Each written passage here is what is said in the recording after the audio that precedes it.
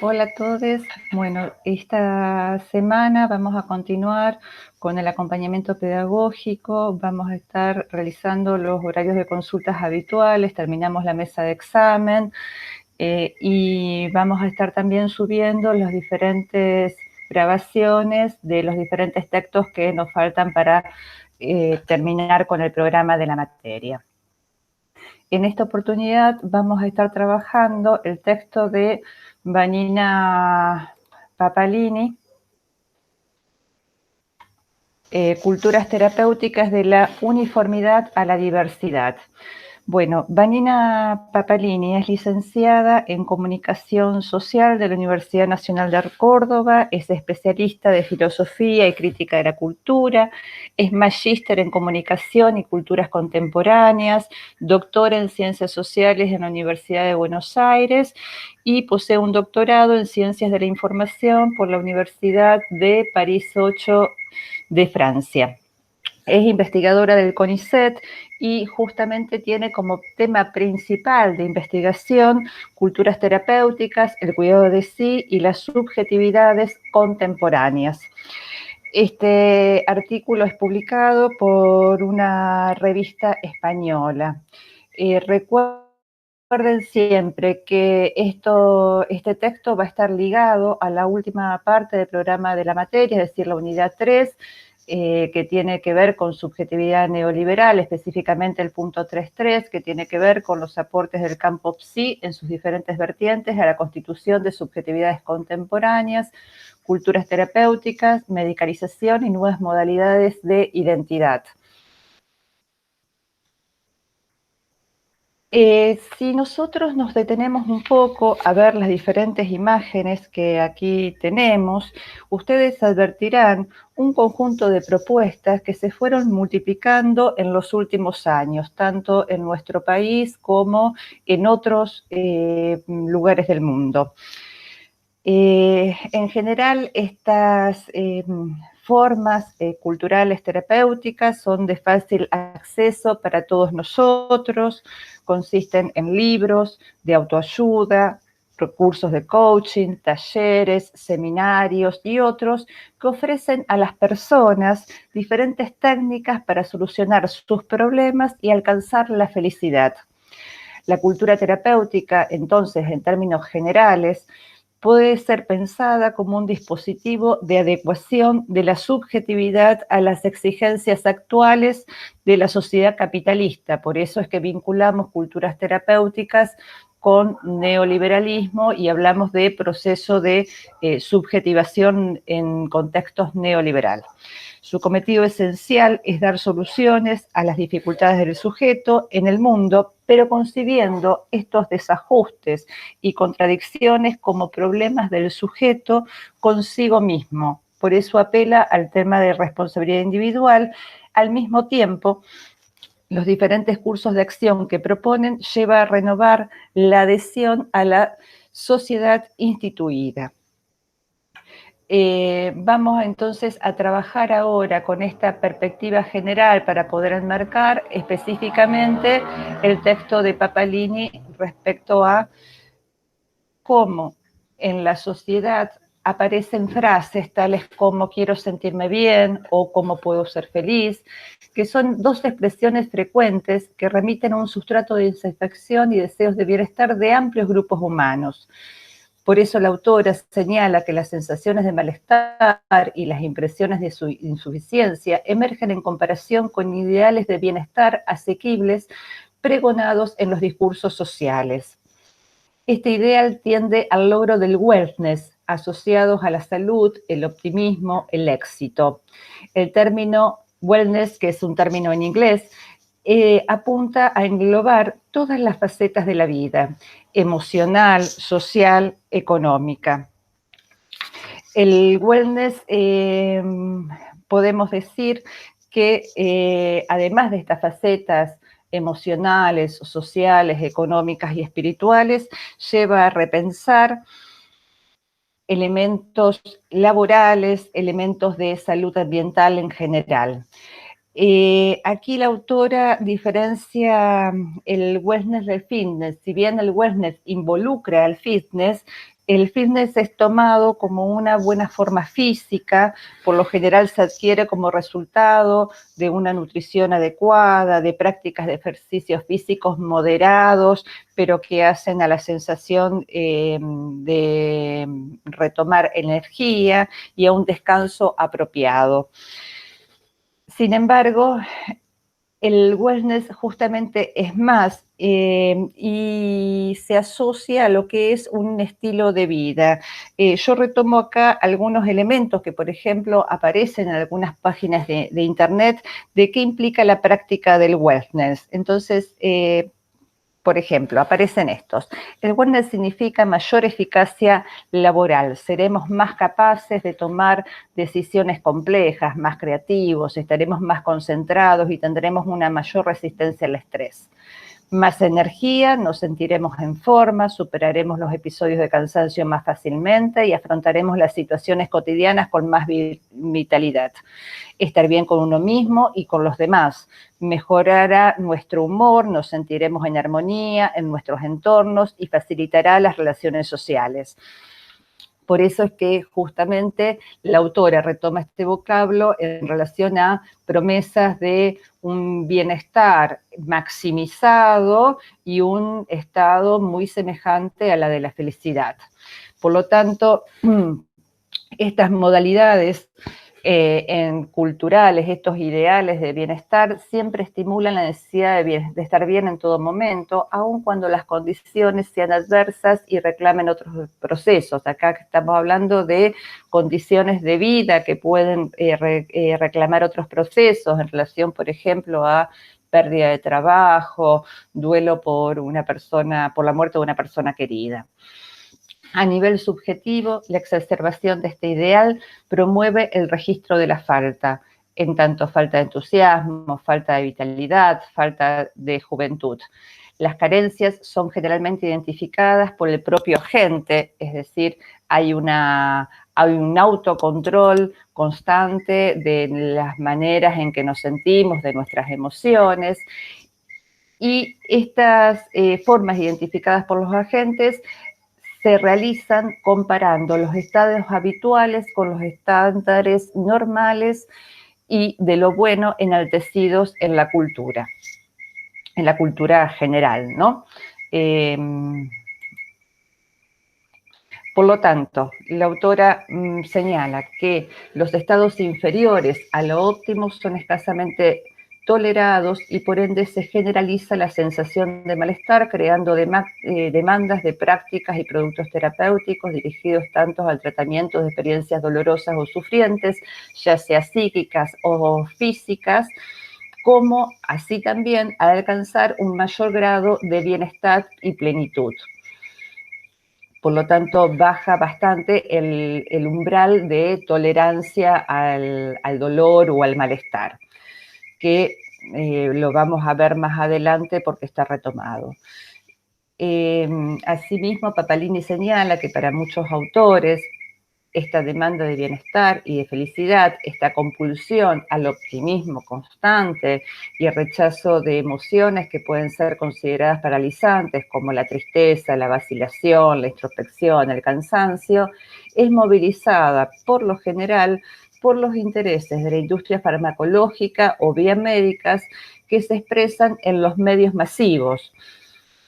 Cuando decimos acá en los medios masivos de comunicación, piensen sobre todo en los suplementos de salud de las diferentes revistas o periódicos, los programas televisivos que se han acrecentado, que tratan problemáticas de salud, propagandas de medicamentos, programas religiosos, etcétera. Por lo tanto, la autora sostiene que no solamente en los medios masivos de comunicación, sino también aparecen movilizada esta demanda por bocas de especialistas, dando lugar a un lucrativo mercado que comercializa bienestar, salud, belleza, bajo el mando bajo el manto de una pretendida objetividad informática y científica. Es decir, no solamente se da, como vamos a ver más adelante, un proceso de medicalización, sino también un proceso de mercantilización ligado a todos estos productos existentes. Dicha demanda no es solamente privativa de sectores medios y altos, sino que va a estar involucrados los diferentes sectores de la sociedad. Por eso también apunta a un proceso cultural que se está dando. Papalini señala que el giro hacia el sí mismo de la década del 90 ha dado lugar a un número de configuraciones culturales que se engloban bajo la denominación de cultura terapéutica.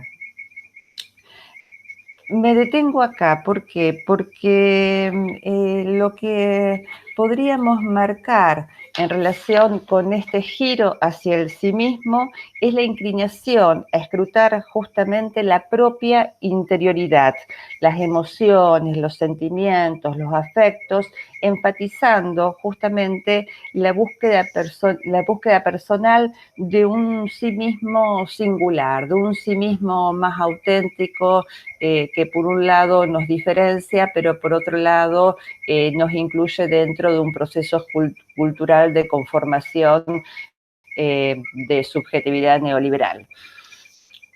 Decimos de la década del 90 y presten también atención a la fecha porque es en ese momento donde se han multiplicado estos materiales, estas ofertas de cursos, talleres, libros de autoayuda. Si nosotros pensamos en la época en la década del 90, justamente allí había un libro que es ¿Quién se comió mi queso?, que llamaba a la reconversión de la subjetividad y en relación a una oleada de despidos, por ejemplo, que habían sucedido por el tema de las privatizaciones, tanto en ferrocarriles como en otras instancias como también lo que era la vieja Entel, por ejemplo, llamaba a que la gente no se quede llorando lo que se perdió, sino que podía ir guiándose por otros caminos para encontrar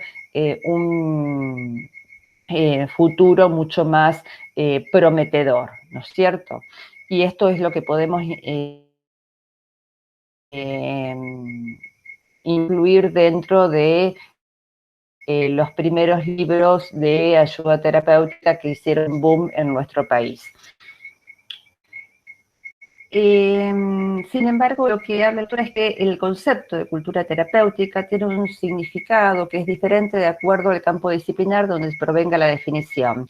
De esta manera retoma elementos de la psicología social y de la sociología y desde la antropología de las religiones y la antropología de la salud. Recuerden que además en el texto ella marca que estas son las dos perspectivas que va a tomar en el análisis de lo que es cultura terapéutica. En principio, la psicología social y la sociología se asocia a la extensión del vocabulario emocional y terapéutico que conduce a una comprensión autorreflexiva del sí mismo. Aquí tenemos sobre todo también la producción de Eva y Luz, de la cual la autora toma muchos materiales en relación a cómo trabaja cultura terapéutica enlazada con los aspectos emocionales. El discurso, dice Papalini, aparece como parte de un modelo disciplinario o un discurso que permite un monitoreo constante sobre uno mismo o nuevas modalidades de control social dentro del nuevo capitalismo. Yo dije recién Eva y Luz, pero también acá la autora hace mención a múltiples reflexiones, como puede ser también Nicholas Rose, que creo que lo tenemos como ampliatorio en alguna parte en esta parte del programa. Desde la antropología, desde la perspectiva antropológica, el término surge en un espacio de convergencia entre salud y religión, con énfasis en uno u en otro aspecto. Desde la vertiente de las religiones, entonces, se propone estudiar los ambientes holísticos, entendiendo por holismo este conjunto de mente, cuerpo y espiritualidad. Recuerden acá que el holismo significa la comprensión global del ser y donde se produce un sincretismo entre espiritualidad y prácticas terapéuticas concretas. Por el lado de la cultura, de la antropología de la salud, se sistematizan modelos etiológicos diferentes y repertorios de terapias asociadas a cosmovisiones religiosas y visiones de lo sagrado.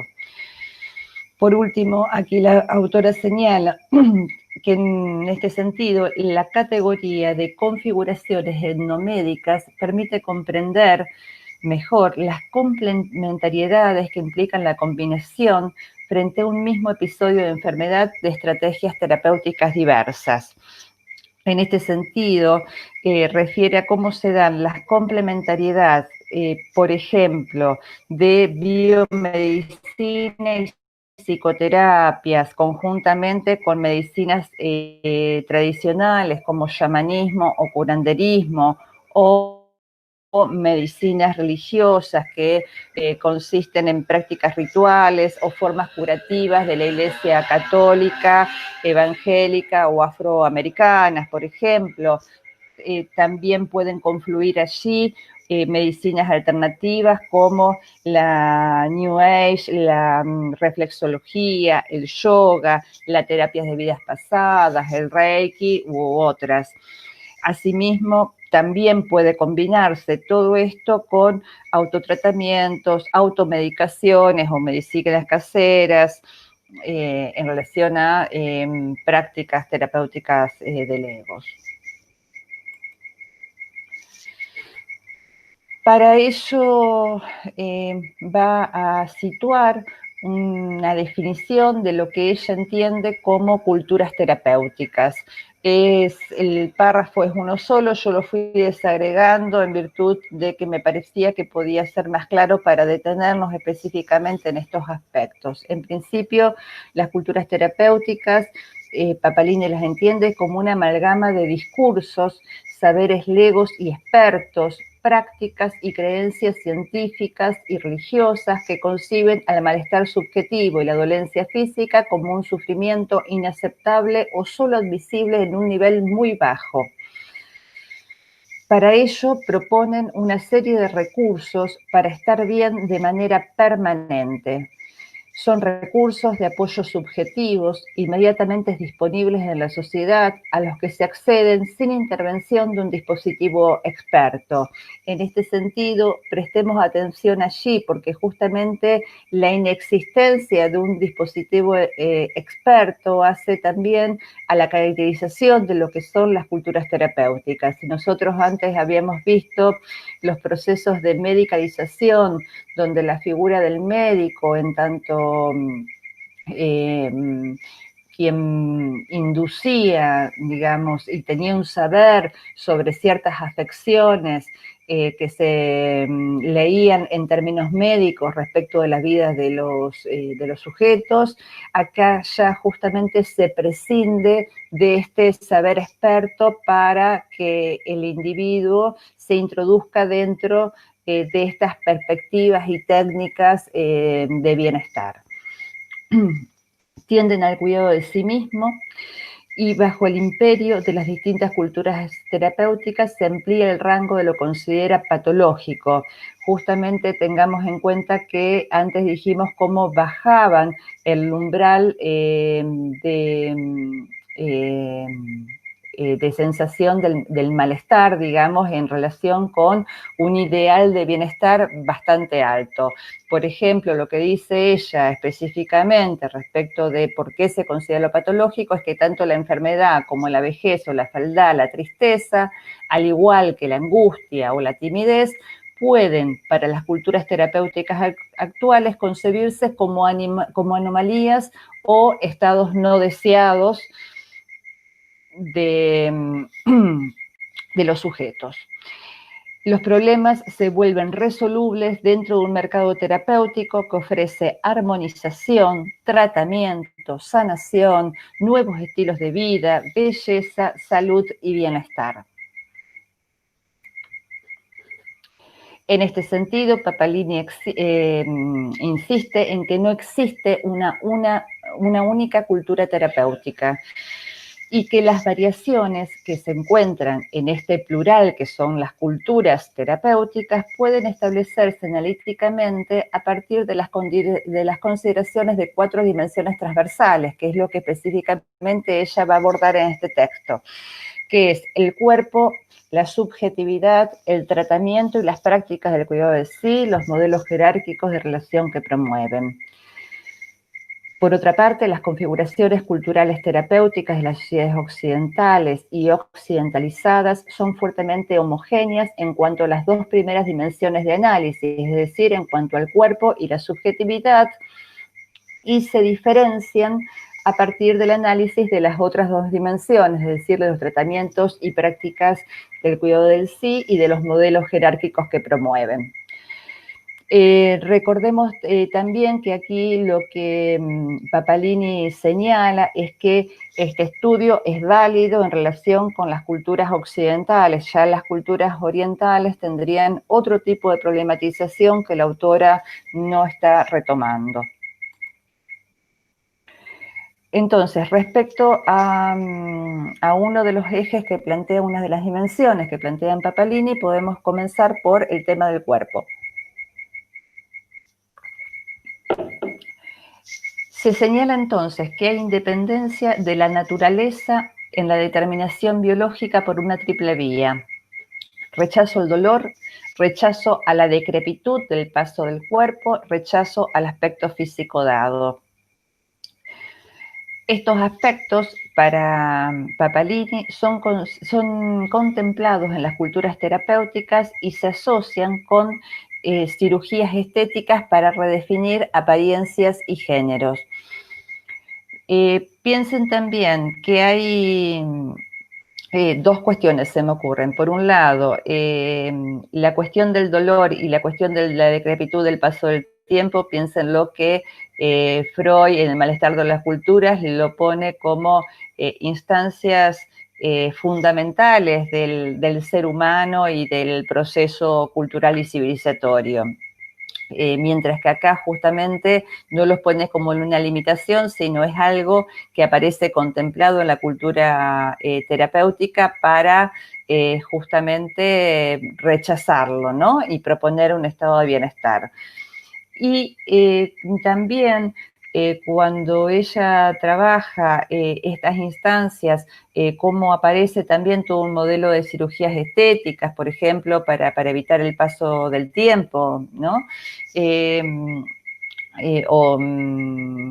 Diferentes aspectos de las apariencias, acá incluye la cuestión del género. Sin embargo, digo para tener en cuenta, cuando trabaja la problemática de género, también hace un apartado donde a veces no es tan fácil incluirlo dentro de este aspecto de los aspectos culturales, sino que hay que leerlo desde la dinámica realizada en los derechos, las cirugías, por ejemplo, en base al género, ligada a los derechos sociales que hay de los diferentes estudios de géneros y procesos de transformación en relación con los derechos de identidad. Por lo tanto, juventud, belleza, vitalidad, dice la autora, son imperativos de época. En las sociedades contemporáneas no se acepta la idea de que la vida puede aparejar dolor. Ha bajado el umbral de la tolerancia al dolor hasta casi la completa supresión. Las experiencias subjetivas de malestar se vuelven parte de la definición de enfermedad o síndrome, proceso de medicalización de las diferentes instancias de la vida, justamente por al bajarse el umbral, todo malestar aparece como enfermedad. Por eso decimos que aspectos que antes no eran leídos desde la óptica de la medicalización, empiezan a aparecer medicalizados, como, por ejemplo, podríamos pensar acá elementos que tienen que ver con el parto, con la menopausia, con la andropausia, la tristeza, el proceso de duelo y otros. La negación del dolor vuelve a los sujetos más frágiles y dependientes de un sistema de salud que parece ser fuente de fortaleza y de juventud eterna.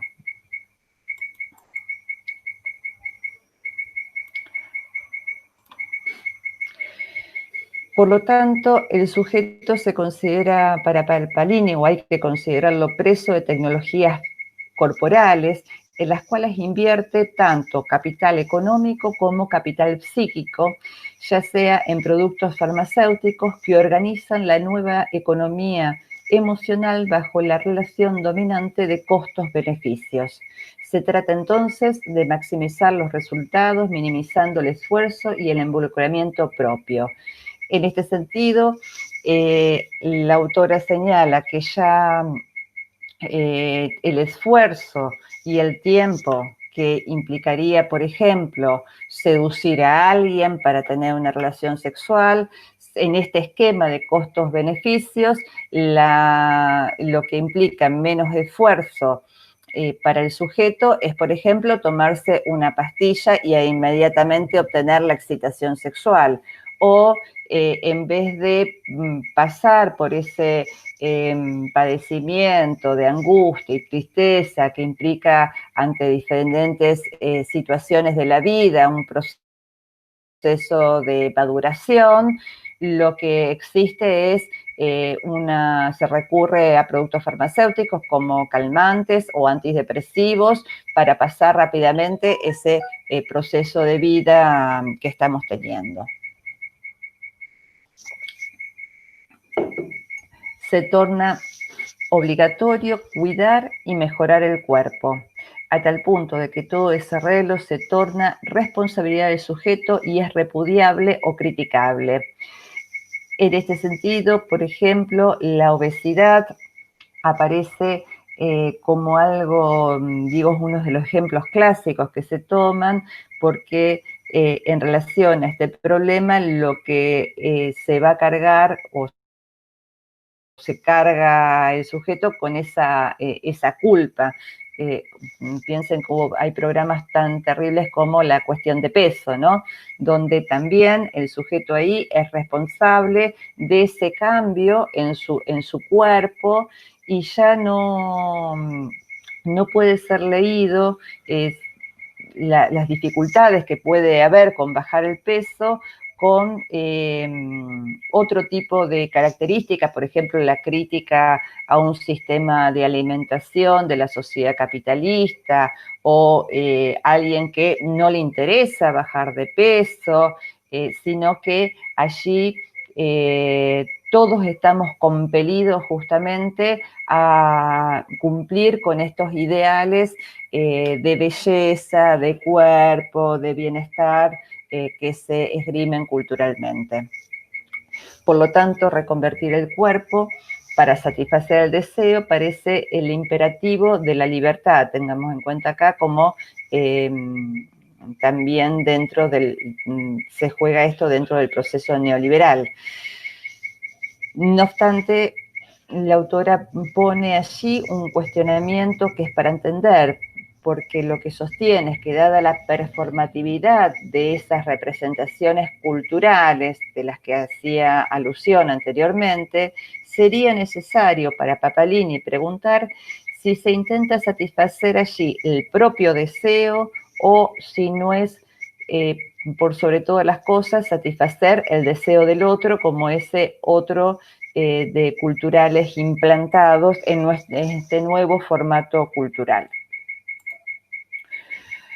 Respecto de la subjetividad, que es otra de las dimensiones de análisis, señala que la subjetividad justamente es una de las claves de la cultura terapéutica.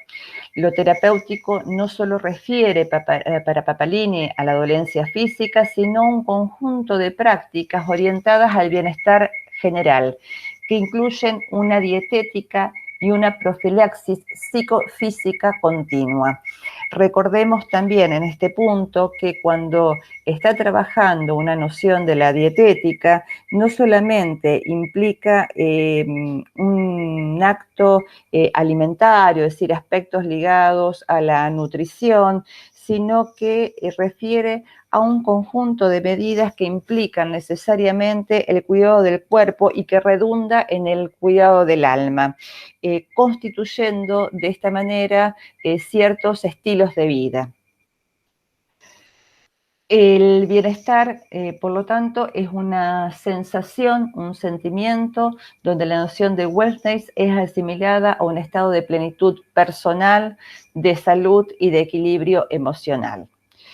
Dentro de la subjetividad, la autora va a tomar dos aspectos que tienen que ver con la personalidad que se plantea como ideal en el modelo cultural y, por lo tanto, con la patologización de los rasgos, que es lo que vimos anteriormente, y con elementos ligados al neoprudencialismo. Respecto de la personalidad ideal, lo que Papalini marca es que existen características de la subjetividad que están bien vistas desarrollar. Es decir, que el modo ideal es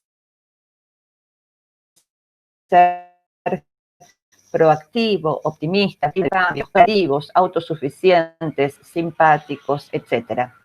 Y, por lo tanto, existen emociones que no van a ser bien vistas o que son vistas como problemáticas, como el enojo, la tristeza, la timidez, el cansancio, el desgano. Los recursos subjetivos se muestran de esta manera como la clave del éxito.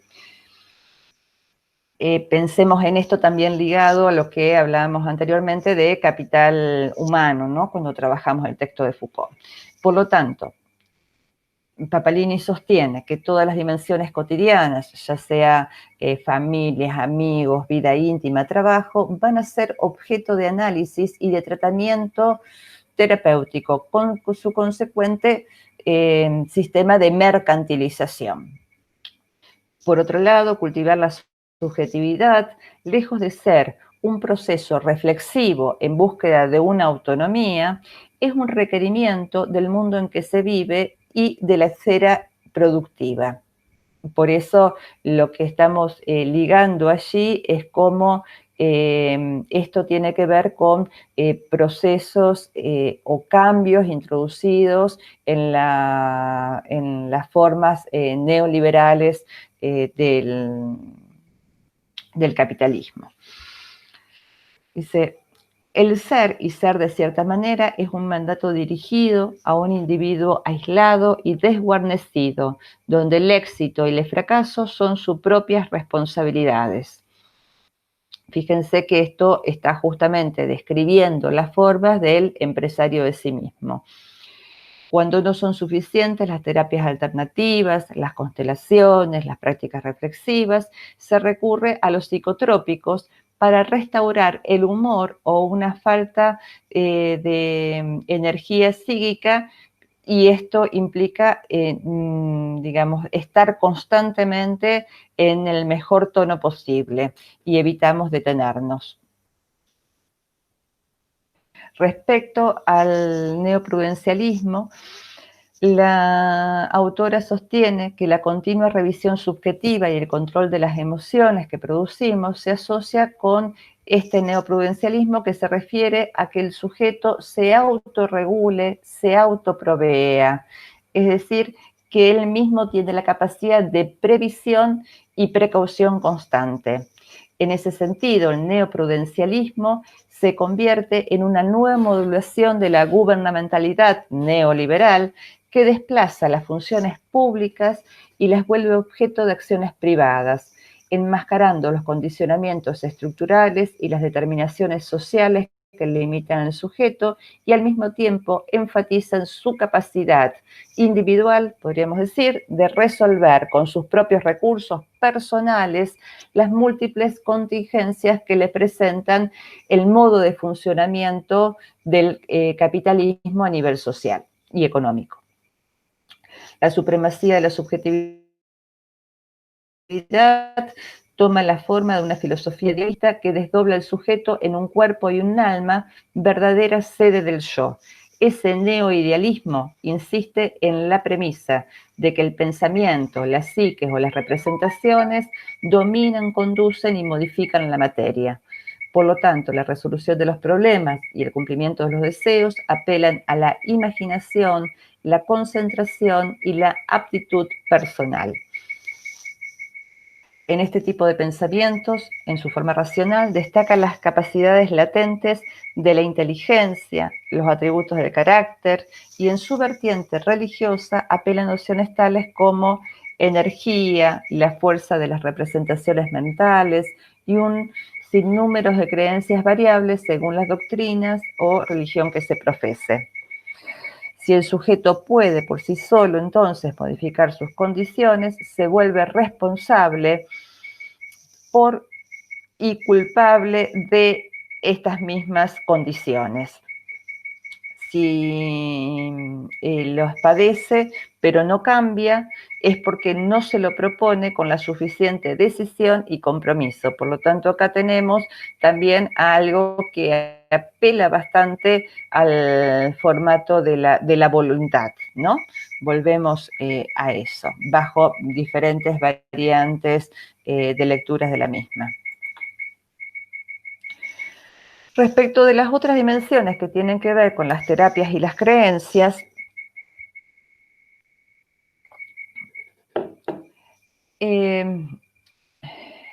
acá la autora marca que la perspectiva holística es la más generalizada en todas las formas terapéuticas y la noción de energía es un concepto transversal a ellas y que son reconfigurados o resignificados acorde a las diferentes formatos terapéuticos o religiosos que ella ha revisado.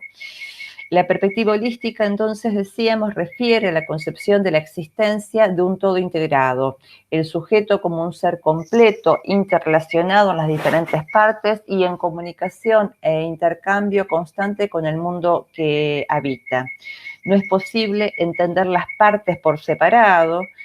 En esta perspectiva se tiende a una visión no individualista que se opone a la fragmentación y especialización propia de la medicina.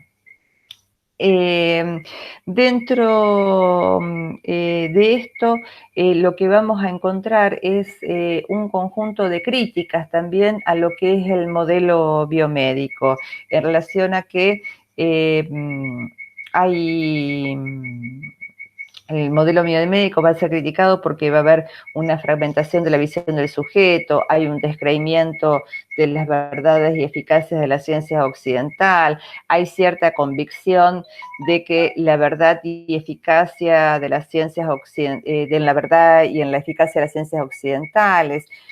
Hay una convicción de que la propia ciencia y el modelo civilizatorio han acarreado determinados males como el estrés, el SIDA, las radiaciones, etcétera. Podemos también ver efectos secundarios de las curas, donde se enferman las curas médicas, ¿no? Donde se enferman más de lo que logran remediar, por ejemplo, las críticas a las quimioterapias. Bueno, son algunos de los que ella recapitula también como aspectos que hacen a la crítica del proceso biomédico. Dice, dentro del holismo, como perspectiva general, se incluyen otras creencias que tienden a provenir de marcos religiosos diferentes. Dice, el sincretismo es una de las claves de las culturas terapéuticas, aun cuando su coherencia sea dudosa. Es decir, en esta perspectiva holística se mezclan tantos cambios. Esto lo vamos a ver en diferentes formatos. Por ejemplo, incluso en las neurociencias se rescata esa perspectiva holística o desde diferentes lecturas científicas ligadas a lo terapéutico. Sin embargo, hacen una mezcla tal de conceptualizaciones que lo que queda es algo de un nivel epistemológico bastante dudoso, por eso ahí Papalini habla de donde hay toda una convergencia, sin embargo es necesario dudar efectivamente de esa coherencia epistemológica que pueden tener esa mezcla de concepciones que se realizan. Por otro lado, el concepto de energía, que ya había marcado como uno de los que se reiteraba, digamos, transversalmente en estas diferentes perspectivas de terapias y de creencias, dice, colabora también en esta convergencia de cosmovisiones. La energía tiene connotaciones científicas, esotéricas, religiosas, etcétera. Si ustedes, por ejemplo, ven un programa de Claudio María Domínguez, donde muchas veces retoma el concepto de energía, van a ver cómo empieza a definir estas energías dentro de las diferentes perspectivas, digamos, para justamente argumentar determinadas técnicas y modos de hacer en relación a las problemáticas específicas y el recupero de la energía de cada uno. Las creencias y las terapias, entonces, vinculadas a las teorías terapéuticas, son diversas y pueden ensamblar tratamientos, técnicas y terapias a la carta. Cuando decimos a la carta es porque si bien hay una diversidad y hay una generalidad en determinados aspectos, también hay una individuación, porque están justamente dirigidas específicamente a cada uno de los sujetos individualmente. Si ustedes leen en sus propuestas, hay una variante donde se dice, por ejemplo, bueno, cada uno tendrá, de acuerdo a su propia personalidad, hay técnicas que pueden funcionar mejor que otras y entonces hay una multiplicidad de elementos que uno puede tomar o no. Muchas de estas creencias se comprometen con el naturalismo, el ecologismo y la integración armónica con el ambiente. Por mal motivo despliegan dietéticas variadas como el veganismo, las dietéticas humorales, etc. Recordemos el concepto de dietética que habíamos trabajado anteriormente.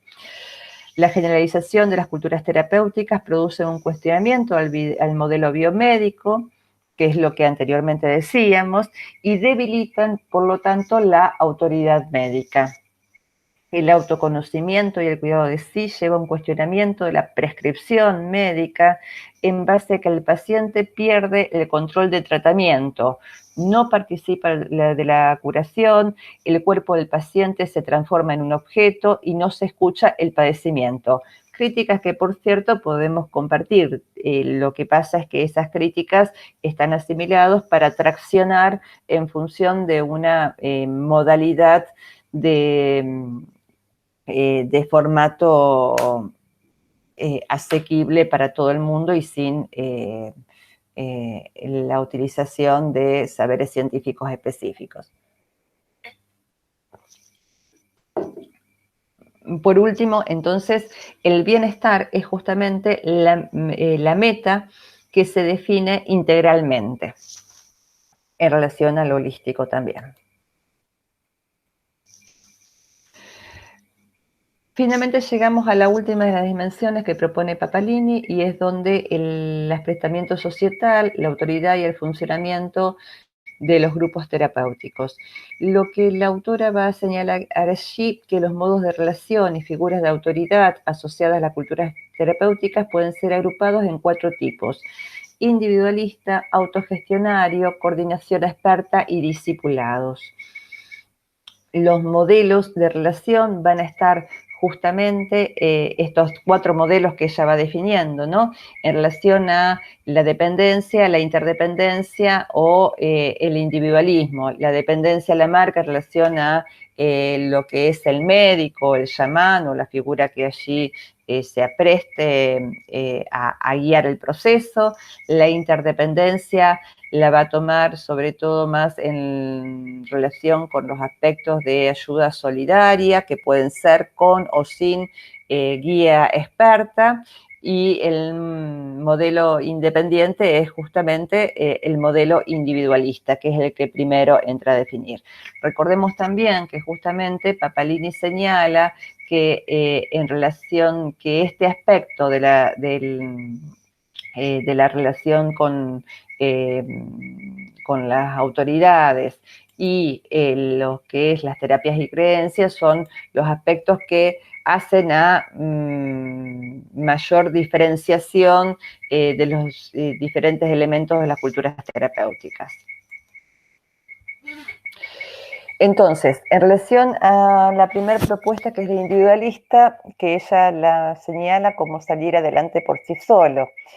Lo que señala es que el tipo de usuario de este tipo de terapias recurre por lo general a los libros de autoayuda.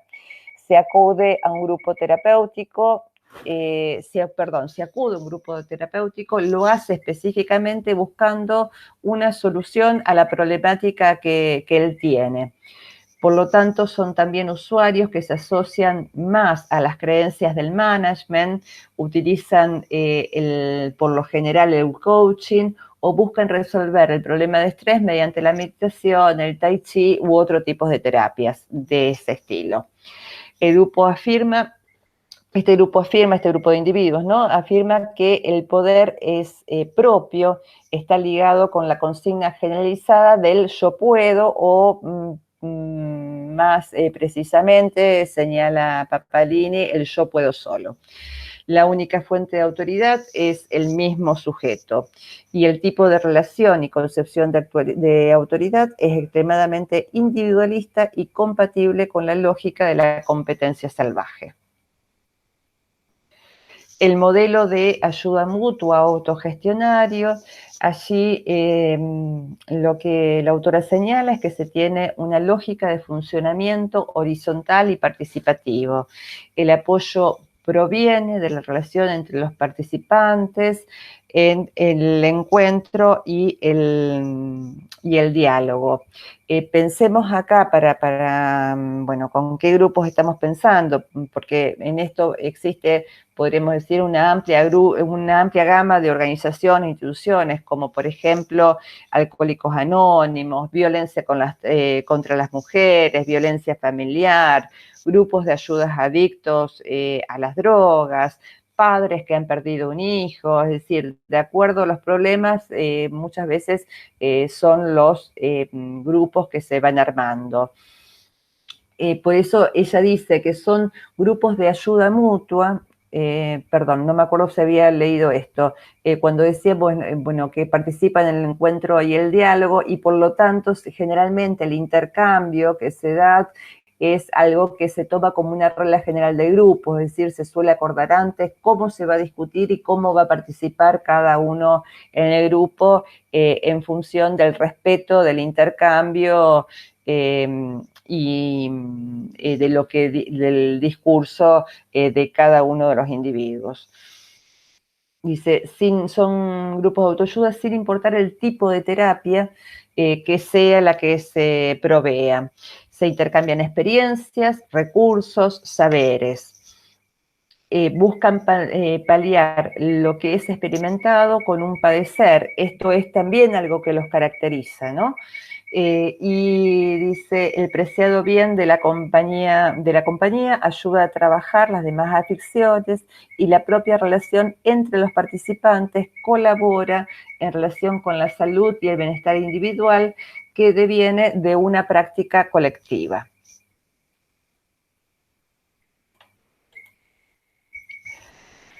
El otro aspecto, que es la coordinación experta, ella habla de una asistencia de grupos que están trabajando con la asistencia o coordinación específica. Ese tipo asistencial, digamos, puede ser o la coordinación puede estar dada por un experto que es el portador de un saber legitimado. Acá cuando hablamos de un experto no es solamente un experto médico, puede ser también un experto en relación a trayectorias de vidas, por ejemplo. O un experto también en relación a determinada práctica que se profesa. Dice, ese experto justamente cumple un papel o un rol diferenciado al resto de los que van al grupo. tanto las organizaciones desinteresadas, filantrópicas o altruistas, como las que surgen en conexión con los sistemas médicos asistenciales, generan entonces relaciones desiguales y jerárquicas. Ninguna de estas instancias grupales son obligatorias, los participantes pueden discontinuar la asistencia cuando lo deseen, aunque sin haber alcanzado la meta, si es que lo hubiera, porque muchas veces no hay una meta específica. Los participantes no persiguen una solución instrumental para una dolencia o problema específico, piensa la diferencia con lo que nosotros trabajamos en los grupos de autoayuda, dice, sino que requieren cambiar su manera de vivir, el desarrollo de un proceso de autoconocimiento, siguiendo una brújula personal, de allí que la autora señala que no se satisfacen rápidamente en el grupo, sino que muchas veces dejan un grupo, van rotando por otros grupos o formatos terapéuticos, buscando respuestas a lo que ellos mismos se interrogan en relación con su manera de vivir. La figura de autoridad, acá insiste Paparini, que es débil, digamos, si bien hay autoridad, es débil, no necesariamente porque la autoridad se discuta, sino porque el participante opta simplemente por cambiar de grupo. Incluso es frecuente que no se escriba de manera única y total un grupo o una práctica, sino que complemente esto con diversos grupos y prácticas. Esto en relación se opone a lo que es el modelo discipulado, porque allí el grupo de discípulos está normalmente centrado en torno a la figura de una autoridad. La autoridad, o sea, acá es muy fuerte. Estos colectivos tienden más bien a cerrarse y a exigir a los participantes, ¿no? Un conjunto de prácticas y creencias coherentes y a sostener una autoridad incuestionada como puede ser el chamán, el pastor o el maestro. Dice, aun cuando muchas de sus actividades sean abiertas, se percibe un camino de iniciación en el cual se va solicitando cada vez mayor compromiso con la práctica que sea y con sus prohibiciones. Aunque se ha hablado de estos grupos en términos de sectas, Paparini sostiene que no es una condición absoluta. Justamente hay otros grupos, como ella dice, bueno, por ejemplo, los cultores de ayahuasca o los miembros de la escuela yogis, que aparecen como fuertemente guiados por un maestro, se puede incluir dentro de esta categoría. La participación está ordenada en ese sentido bajo el sistema jerárquico del discipulado. En términos de la autoridad, estos modelos de relación terapéutica son autoritarios. Y en más, ella dice que generalmente son más autoritarios que el modelo biomédico, puesto que la experiencia epifánica es intransferible y contingente. Y se establecen distinciones jerárquicas entre los participantes y toda la actividad está centrada y mediada por la figura del maestro. Finalmente, Paparini, para dar las conclusiones, sostiene que los libros de autoayuda, al igual que los grupos religiosos, hablan de sanación en el... acá hay todo un juego de palabras que tienen que ver con el tema, y léanlo, donde ella trabaja la palabra sanar y los diferentes vertientes para llegar a por qué se habla en estos grupos, tanto de autoayuda como religiosos, de una sanación. Asimismo, también hace una diferencia del término curar. Yo omití esas partes en función de que esto no se nos haga tan extenso. Entonces, lo que dice es que en el caso de la sanación, cuando se habla de sanación, en el caso de la autoayuda, es una sanación autogenerada, y en el caso de los grupos religiosos, esa sanación se da por una intervención trascendente. La sanación suele aplicarse, el término sanación, ¿no? Suele aplicarse a la restitución de un equilibrio vital en referencia a un orden metafísico. Por lo tanto, supone la recuperación de la salud vinculando dolencia física y salud mental y refleja la impresión subjetiva de mejoría.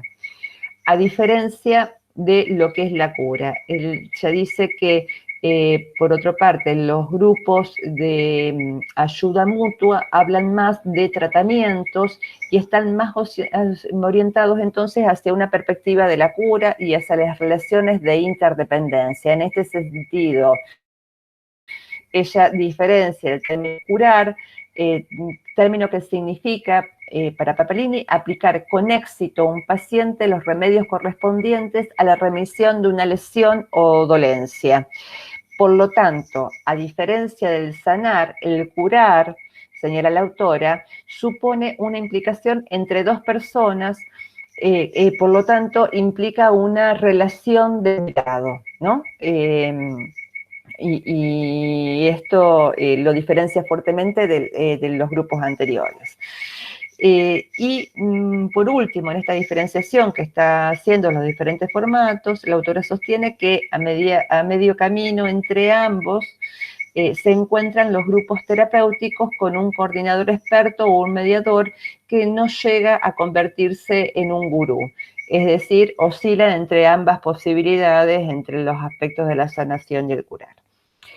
La ayuda mutua para Papalini acarrea por lo general los mejores resultados a largo plazo. Esto justamente la autora lo hace a partir de años de investigación, digamos, tanto como observadora en los diferentes grupos, haciendo entrevistas, trabajando con determinados materiales como folletos, materiales de internet, etcétera, ¿no? Eso recójanlo que a lo mejor les es interesante para tener una perspectiva de los formatos de la investigación que ella va llevando adelante. Entonces, en ese sentido, por todo ese recorrido que ella hace, lo que señala es que, por lo general, la ayuda mutua tiene mejores resultados a largo plazo, puesto que las actitudes filantrópicas, las acciones egotistas o egoístas en ese sentido, ¿no? Los esquemas verticales de autoridad generan situaciones difíciles de sostener en el tiempo. Por eso ella dice que la autoayuda es lo que más se sostiene a largo plazo. Y por último, señala que las culturas terapéuticas hablan de una sensitividad particular, una manera específica de pensar el cuerpo y la subjetividad, una preocupación por las dolencias y el bienestar que se resuelven de maneras muy distintas. En cada ejercicio también se expresa algo que va más allá del sí mismo, se manifiesta un modo de ser en conjunto, una manera de vivir con otros. Entonces, finalmente, para terminar, podríamos decir que a través de los cursos, los espacios de interacción y producción de las culturas masivas, los sujetos aprenden un modo de gestión de las relaciones y un modo de ser mucho más compatibles con las exigencias que enfrentan a diario. Y las nociones tales como flexibilidad, responsabilidad, inventiva, autoconfianza, comunicación y equilibrio emocional se proclaman en general como insumos fundamentales en el camino que conduce al éxito y a la felicidad. Bueno, me parece que acá están los ejes principales para trabajar el texto. Cualquier duda la vamos a trabajar en los horarios de consulta. Disculpen si quedó un poco largo. Bueno, nos estamos viendo en la semana.